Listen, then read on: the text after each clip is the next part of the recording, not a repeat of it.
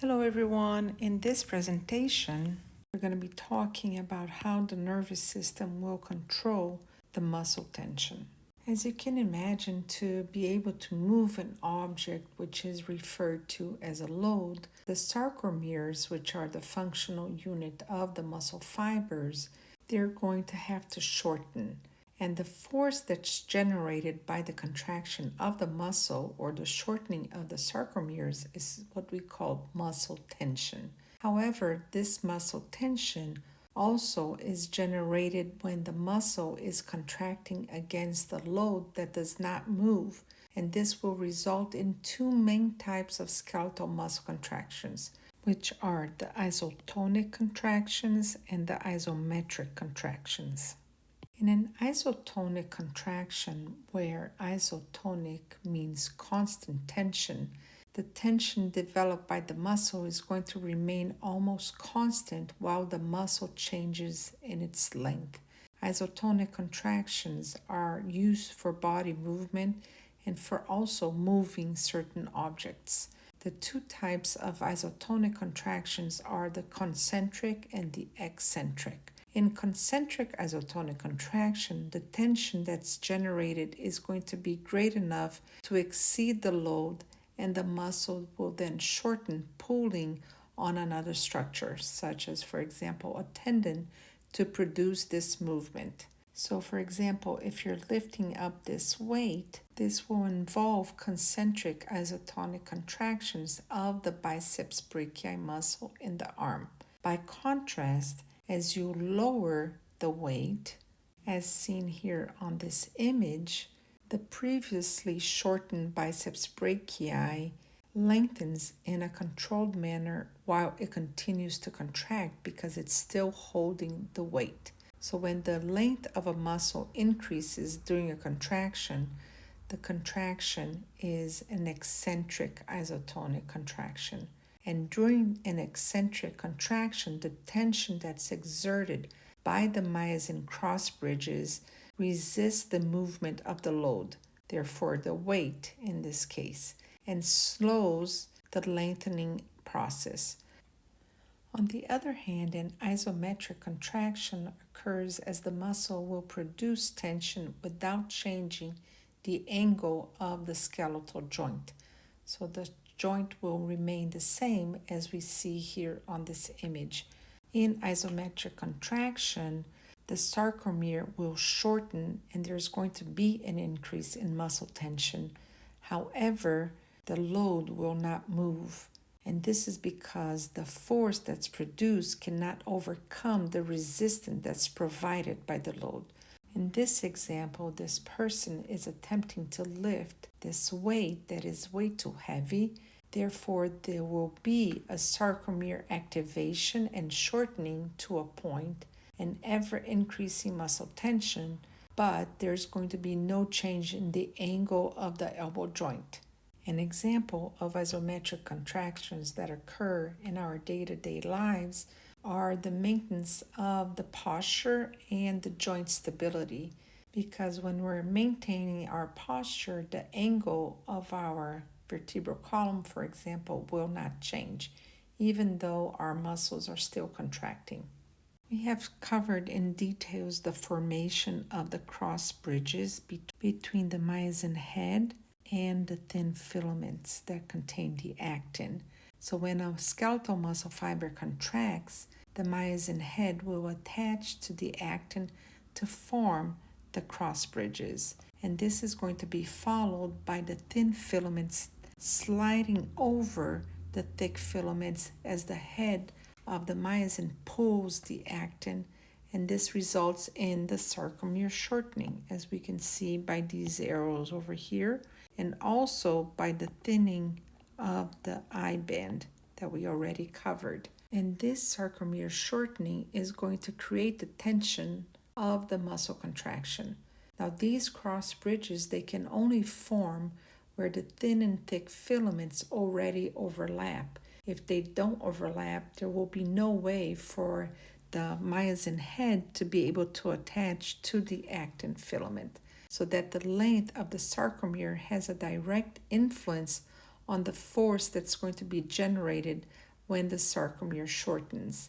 And this is what we call the length-tension relationship. In the ideal length of a sarcomere, it's going to be important for us to see how much these sarcomeres will produce the maximal tension to allow for the shortening and contraction of the muscle. So we can say that the sarcomeres will produce this maximal tension when the thick and thin filaments overlap at about 80 to 120%. So let's see, right over here would be your 80% going up, and over here would be your 120%. So at this range, that's the optimal or ideal length of a sarcomere. And as we notice over here with regards to the overlapping, where the purple would be the myosin and the green would be the actin filament or the thin filament, you can see that there's going to be a decreased length because the actin filament is already so overlapped on top of the myosin filament that there's nowhere for it to move towards the M line of the sarcomere. On the other end, there are no cross bridges that can be formed because there's no direct contact of the myosin head with the actin filaments. So therefore, it cannot form the cross bridges to be able to contract the muscle. So the ideal length is going to be right over here in the middle. As we can see, there's an overlap of myosin heads with the actin filament, and there's enough room for the actin filament to move closer to each other towards the M line. So right over here in the middle, that's where you're going to have the ideal length of a sarcomere to be able to perform muscle contraction. With regards to a twitch, it's going to be a brief contraction of a group of muscle fibers within a muscle in response to a single action potential, producing a single contraction. And in a lab, a twitch can actually be produced by surgically removing a muscle from an animal and then electrically stimulating it. To be able to record the muscle contraction, they use an equipment that's called a myogram that will measure the amount of tension over time that this muscle performs. With regards to the measurement of this twitch, it can last from a few milliseconds to 100 milliseconds, and this will definitely depend on the type of muscle. A twitch is going to consist of 3 sequential phases. The first one is the latent period, the second one is the contraction period, and the last one is what we call the relaxation period. The latent period, which usually lasts about 2 milliseconds, is very brief delay that occurs between the application of the initial stimulus, therefore the time 0 on the graph, and the beginning of the contraction. And during this time, the events of excitation and contraction coupling will occur. Therefore, the muscle action potential will sweep along the sarcolemma and into the T-tubules, causing the release of calcium ions from the sarcoplasmic reticulum. Next, we have the contraction period.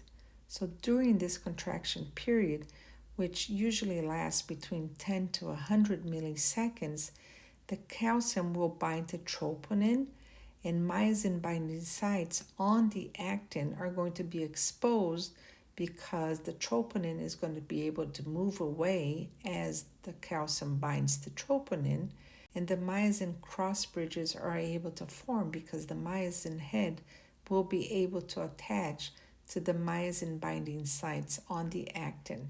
And as a result of this, there's a peak tension that develops in the muscle fiber.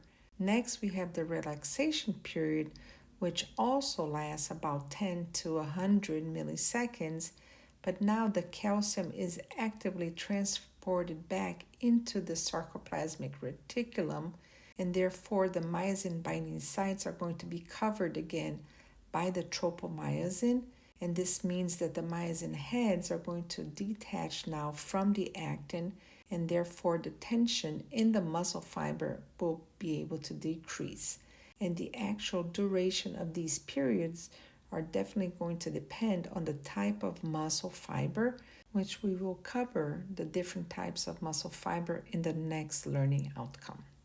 A single nerve action potential in a somatic motor neuron, which is the one that will be present in the motor unit, will elicit a single muscle action potential in all the skeletal muscle fibers with which it forms synapses. And action potentials, they always have the same size in a given neuron or muscle fiber. By contrast, the force of muscle fiber contraction can vary. A muscle fiber is capable of generating a much greater force than the one that results from a single twitch. Therefore, the skeletal muscles can produce these graded contractions, which are contractions that vary in strength depending on how much force is needed by the muscle to support a particular object. Therefore, we can conclude that there are two things that will affect the tension: the frequency of the action potential and also the number of motor neurons that are transmitting this action potential. The rate at which a motor neuron fires action potentials will affect the tension produced in the skeletal muscle. So if the fibers are going to be stimulated while a previous twitch is still occurring, then this means that the second twitch will be stronger because there's already a response that's occurring. So it sort of adds to the previous one. And this is why this response is called a wave summation, because this excitation contraction coupling effects of successive motor neuron signalings are summoned or added together. And how this occurs at the molecular level has to do with the amount of calcium ions that's being released. This means that the calcium that's being released the second time around for the second stimulus will add on to the first stimulus. So the summation results in greater contraction of the motor unit. Now, if the frequency of motor neuron signaling increases, then the summation and the subsequent muscle tension in the motor unit will also continue to rise until it reaches a peak point. Therefore, the tension at this point is about 3 to 4 times greater than the tension of a single twitch. And this is a state that's referred to as an incomplete tetanus. During this incomplete tetanus, the muscle goes through this quick cycle of contraction with a short relaxation phase for each stimulus. If the stimulus frequency is so high that the relaxation phase disappears completely, then these contractions become what we call a continuous process that's called a complete tetanus.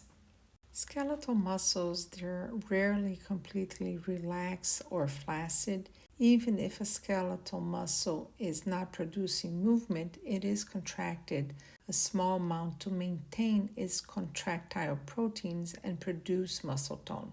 This tension produced by muscle tone allows muscles to be continually stabilizing joints, for example, and also maintaining the posture. Muscle tone is going to be accomplished by a complex interaction between the nervous system and the skeletal muscles that will then result in the activation of a few motor units at a time. And most likely this is going to happen in a cyclical manner.